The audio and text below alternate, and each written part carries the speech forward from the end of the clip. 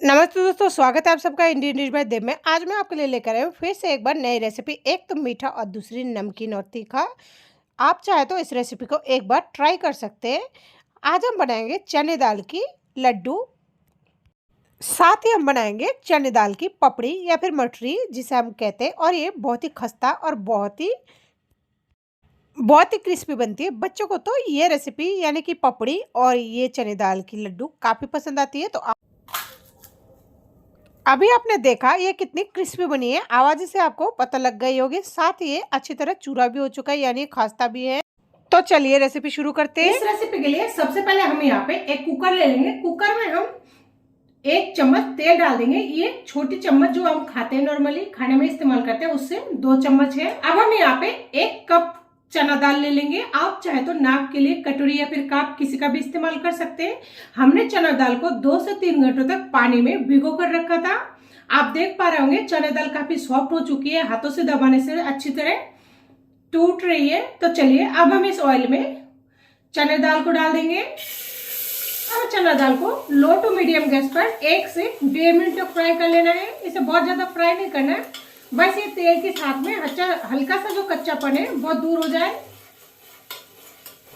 आप देख सकते हैं 1 से 1.5 मिनट बाद में हमारा जो चना दाल है ये फ्राई होने की वजह से इसका कलर चेंज हो चुका है हल्का सा। अब हम यहाँ पे जैसे कि मैंने आपको बताया कि नाप के लिए हम यहाँ पे कोई भी एक कप या फिर प्याली का, जिससे भी आप मेजरमेंट करना पसंद करते हैं, उसी का इस्तेमाल करेंगे। 1 कप ही पानी डालेंगे, इससे ज्यादा पानी का इस्तेमाल ना करें। दाल को एक बार पानी के साथ में अच्छी तरह मिक्स कर दें, ताकि दाल कई बार ऊपर चिपक कर रह जाता है, ताकि वो भी पानी के साथ अच्छी तरह नीचे आ जाए। कुकर का ढक्कन को बंद करके 3 से 4 सीटी आने तक पका लेंगे। 3 से 4 सीटी पर अगर आपका चने दाल नहीं पकता है तो आप 1-2 सीटी और लगा लीजिए। इधर हमारी कुकर की सीटी निकल चुकी है। तो चलिए ढक्कन को हटाकर देख लेते हैं हमारी दाल कितनी पकी है। कहीं इसमें पानी तो ज्यादा नहीं है। तो आप देख सकते हैं हमारी दाल जो है अच्छी तरह पक चुकी है और उसमें पानी जरा सा भी नहीं है। अब हम दाल को एक बर्तन में निकाल लेंगे। अब हम यहाँ पे दाल को किसी चमचे की सहायता से या फिर चम्मच की सहायता से इस तरह दबाते हुए मसल लेंगे। आप सोच रहे होंगे हाथों से क्यों नहीं कर सकते। हाथों से आप कर सकते हैं, लेकिन फिलहाल दाल गर्म है, इस वजह से हम चमचे का इस्तेमाल कर रहे हैं। अगर दाल ठंड हो तो आप हाथों की सहायता से भी कर सकते हैं, और अगर आप चाहें तो इसे मिक्सर जार में भी पीस कर तैयार कर सकते हैं। तो चलिए अब हम इसे अच्छी तरह मैश कर लेते हैं। इसमें जरा सा भी दाल की दाना नहीं होना चाहिए, ये अच्छी तरह मैश हो जाना चाहिए, जैसे कि हम मिक्सी में पीसने के बाद हो जाता है। हमने दाल को अच्छी तरह मैश कर लिया है। अब हम यहाँ पे उसी कप से 2 कप मैदे का इस्तेमाल करेंगे। साथ में हम यहाँ पर लेंगे स्वाद अनुसार नमक, 1/4 चम्मच हल्दी पाउडर, आधी चम्मच जीरा। जीरे को हम मसल के डालेंगे, इससे फ्लेवर अच्छा आएगा। आप चाहे तो अजवाइन या फिर जीरा उसे हमेशा मसल के डालें, इससे फ्लेवर बहुत ही अच्छा आता है। थोड़ा सा कस्तूरी मेथी को हमेशा इस तरह मसलते हुए डालें, ताकि इसका जो डंठल है वो हाथ में रह जाए और बाकी का जो पत्ता है वो हमारी ट्रेन में आ जाए। आप देख सकते हैं इतनी सारे डंठल निकल जाती है, जो कई बार बच्चों को खाने में मुंह में चुभन हो सकती है। तो चलिए इन डंठल को हटा देते हैं। अब हम यहाँ पे फिर से 1 छोटे चम्मच इस्तेमाल करेंगे तेल का। आप चाहे तो घी का भी इस्तेमाल कर सकते हैं। ये छोटे चम्मच जिससे हम जिस टाइम मैंने आपको बताया उस टाइम में जिस टाइम तेल यूज किया था, यानी जो नॉर्मल हमारे खाने वाला चम्मच होता है उससे 2 चम्मच, यानी टोटल कुल मिलाकर हमने यहाँ पे ऑयल का इस्तेमाल किया है 4 छोटे चम्मच। आप ऐसा भी कह सकते हैं 1/3 कप। अब हम यहाँ पे दाल के साथ में यानी सारे मिश्रण के साथ में मैदे को अच्छी तरह लगा लेना है। पहले हम दूध या फिर पानी का इस्तेमाल नहीं करेंगे, पहले देखेंगे दाल के साथ में मैदा जो है हमारा अच्छी तरह मिक्स हो जाए। अगर ये बहुत ज्यादा कभी टाइट हो जाए तो आप इसमें 2 चम्मच पानी ऐड कर सकते हैं, तो ये सॉफ्ट बन जाएगी हल्का सा। और अगर कभी बहुत ज्यादा पतला बन जाए तो आप इसमें थोड़ा सा मैदा और डाल दें, 1/4 कप जितना। आप देख सकते हैं हमारा जो डो है ये लग रहा है बिल्कुल परफेक्ट नाप से बनी है, तो ये बिल्कुल परफेक्ट ही बनेगी, इसमें कुछ भी मिलाने की आवश्यकता नहीं है। तो चलिए अब हम इसकी एक सॉफ्ट डो बनाकर तैयार कर लेते हैं।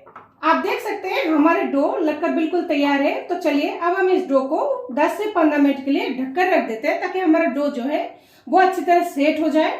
तो 15 मिनट तक रेस्ट के लिए रख दिया था। आप देख सकते हैं हमारा डो जो है काफी सॉफ्ट हो चुके हैं। चम्मच जितना ऑयल का इस्तेमाल और करेंगे, आप चाहे तो घी का भी इस्तेमाल कर सकते हैं। ऑयल के साथ में आटे को फिर से एक बार 2 से 3 मिनट लगाते हुए, यानी कि तेल के साथ में आटे को एक बार अच्छी तरह फिर से लगा लेना है।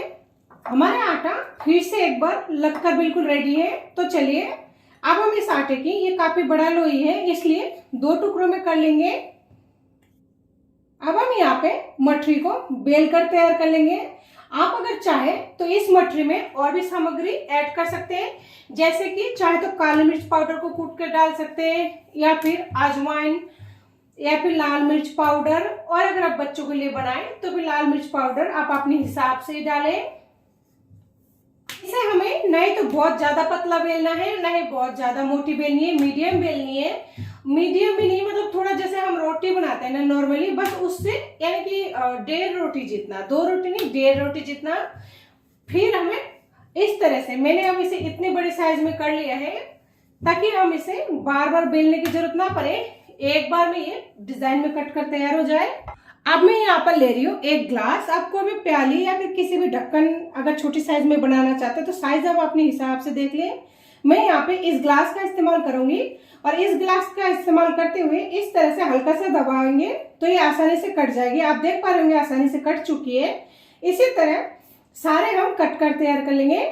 अगर आप एक बार में बेलेंगे, यानी कि इतनी बड़ी साइज के बेलेंगे, तो आपको बार बार बेलने की जरूरत नहीं पड़ेगी। एक बार में ये बेल लेंगे तो 3-4 पपड़ी एक साथ बन जाएगी। आपको बार बार बेलने की जो झंझट होती है ना, वो नहीं करनी पड़ेगी।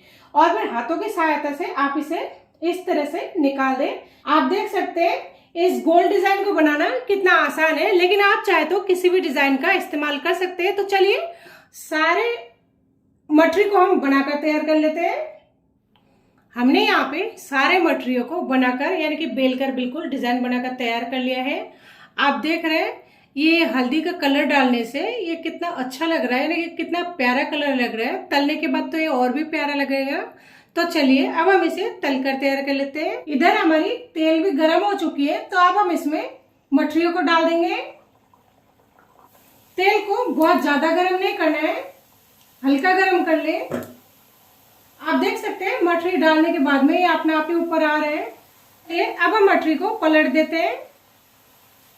ऊपर आ जाए तब उसे पलट दे। आप देख पा रहे होंगे ये मठरी हम डालने के बाद में बिल्कुल ही नहीं हिलाए, ये अपने आप ही ऊपर आ चुके हैं और नीचे से ये एक तरफ से सीख चुके हैं। तो अब हम इसे पलट रहे हैं। हमने मठरी को अलट पलट कर 5 से 7 मिनट तक फ्राई कर लिए हैं। आप देख पा रहे होंगे मठरी का कलर आपको देखकर ही लग गया होगा कि ये जो मठरी है अच्छे से फ्राई हो चुके हैं। इसके साथ ही ये काफी क्रिस्पी भी हो चुकी है।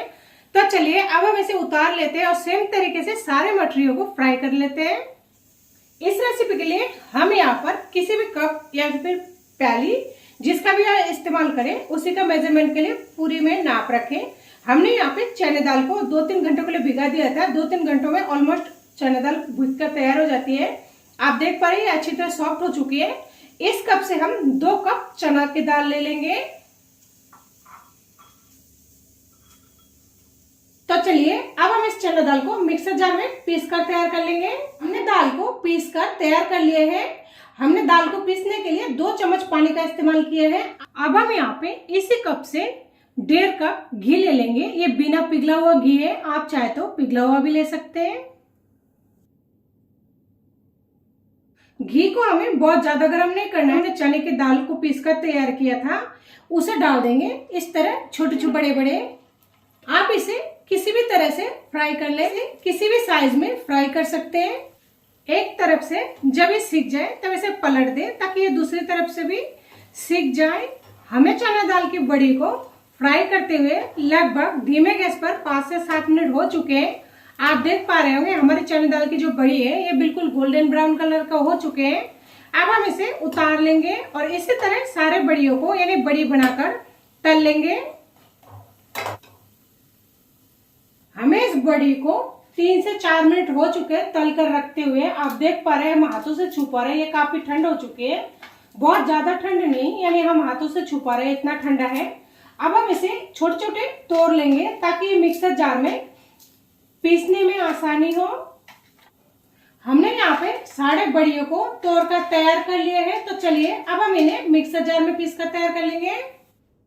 अब हम यहाँ पे अलग से घी का इस्तेमाल नहीं करेंगे। इसी घी में 10-12 काजू को काट कर डाल देंगे।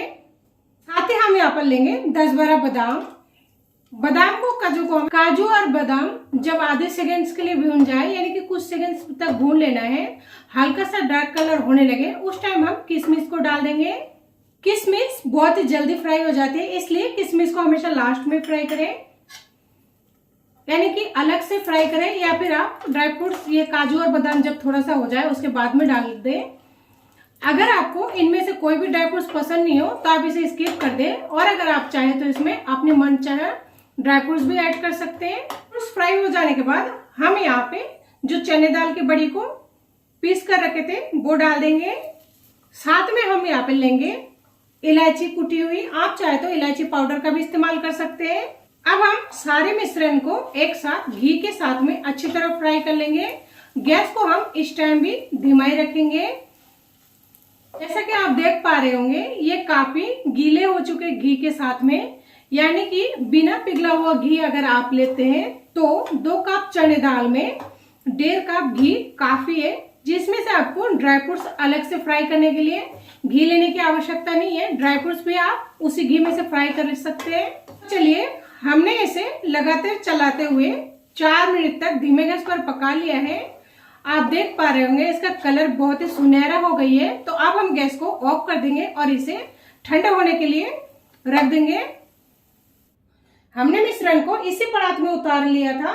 आप देख पा रहे हैं हमारा मिश्रण जो है ठंड हो चुके हैं, बहुत ज्यादा ठंड नहीं है, गुनगुना है, बस जैसे कि हम हाथों से छू पा रहे हैं। अब हम यहाँ पे इसी कप का इस्तेमाल करते हुए 1 कप मैंने यहाँ पे पिसी हुई चीनी, यानी कि चीनी का पाउडर बना कर लिया है। आप चाहे तो मिश्री का पाउडर, बूरा जिसे देसी चीनी भी कहते हैं, कुछ भी ले सकते हैं मिठास के लिए, या फिर गुड़। अब हम इसे हाथों की सहायता से चीनी के पाउडर को अच्छी तरह मिक्स कर लेंगे, इस तरह मसलते हुए। लेकिन ध्यान रहे जब आप लड्डू बनाने के लिए किसी भी चीज का तैयारी करें तो वो जो मिश्रण होता है लड्डू बनाने का वो ठंडा नहीं होना चाहिए। अगर बहुत ज्यादा ठंडा हो जाएगी तो लड्डू नहीं बन पाती है।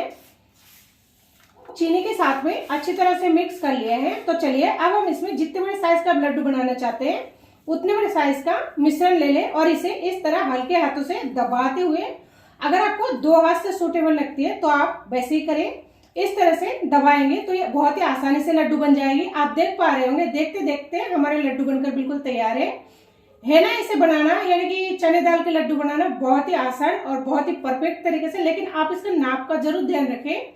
इसका नाप सबसे ज्यादा मैटर करते हैं। आप देख पा रहे होंगे हमारे लड्डू बनकर बिल्कुल तैयार है। तो चलिए अभी हम सारे लड्डुओं को बनाकर फिर आपको दिखाते हैं। तो दोस्तों देख सकते हैं आप, जैसा कि हमने आपको बताया एक ही चना दाल से 2 तरह की रेसिपी। ये है हमारी चना दाल की लड्डू, जो कि बहुत ही परफेक्ट और बहुत ही बढ़िया तरीके से बनकर तैयार हुआ, और इसे बनाना बहुत ही आसान और सिंपल है। नमकीन मठरी, आप इसे मठरी कहें, पपड़ी कहें, या फिर जो भी नाम देना चाहे दे सकते हैं। आप सभी को पता है चने दाल में प्रोटीन या फिर किसी भी दाल में प्रोटीन भरपूर मात्रा में पाई जाती है। तो आप भी इस रेसिपी को एक बार जरूर ट्राई करें। अगर कभी आपकी पपड़ी इस तरह फुली फुली बन जाए तो आप ऐसे ना सोचिए कि जो फुली फुली बन जाती है वो क्रिस्पी नहीं होती है। अभी मैं आपको दिखाती हूँ ये कितना खस्ता और क्रिस्पी बनी है, तभी आपको यकीन होगा कि जो फुली होती है वो भी क्रिस्पी और खस्ता होती है।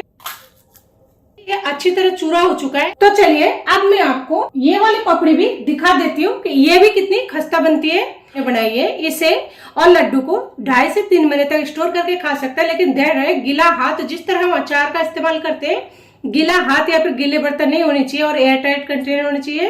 तो आप वैसा ही रखें तभी ये ज्यादा दिन तक चल पाएगा। तो चलिए अब मैं इसे इस पपड़ी को भी दिखाती हूँ, ये भी कितना क्रिस्पी बनी है। आप देख सकते हैं इस पपड़ी को हमने एक ही बार दबाया, ये आसानी से मसल चुकी है अच्छी तरह। तो चलिए, तो दोस्तों आप भी इस रेसिपी को जरूर ट्राई करें, और अगर आप ट्राई करें तो कमेंट करके बताना बिल्कुल ना भूलें कि आपको हमारी ये रेसिपी कैसी लगी।